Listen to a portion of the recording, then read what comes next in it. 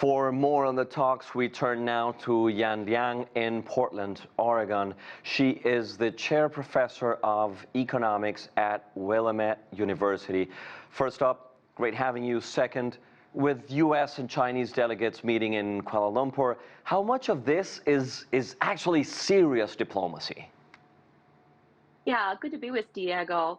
Well, I think this is serious diplomacy in the sense that, the two leaders of the two largest economies are going to meet together. And hopefully this will lead to some kind of de-escalation of the tensions that have been flaring up in the recent, months and weeks.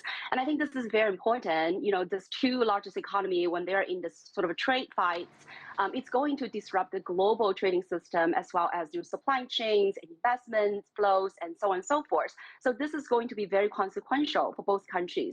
Now, I think, Donald Trump has been showing this very hopeful message that he's going to strike a fair and great trade deal, as he called it, with Xi Jinping. And I think, China's stance has been also consistent. They're not afraid of fighting a trade war, but, they're willing to talk.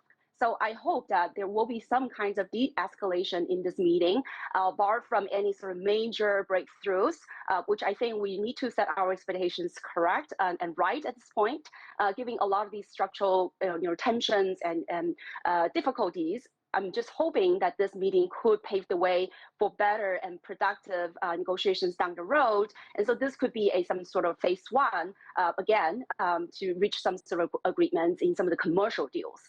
And the U.S. is putting China under pressure over rare earth exports and tech controls. Do you see Beijing blinking or stacking firepower for the next round?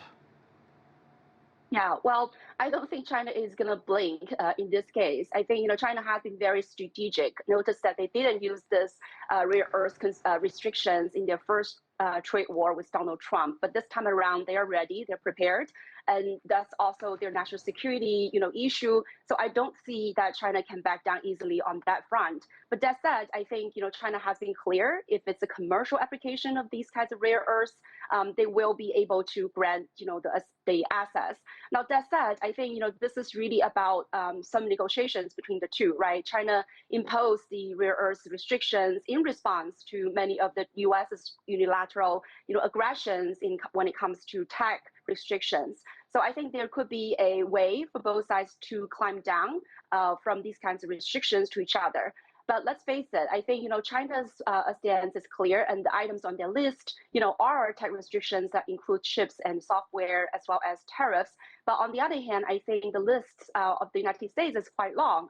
They want fentanyl issues, they want soybean, they want rare earths, they want also TikTok and Chinese investments, as well as Russia and Taiwan now are also added to this list. So again, I think there are a lot of structural issues, but hopefully both sides can come up with some kind of framework and strike some very concrete deals that, for example, China may start buying more soybean, right? Last year, they bought $13 billion, this year, zero.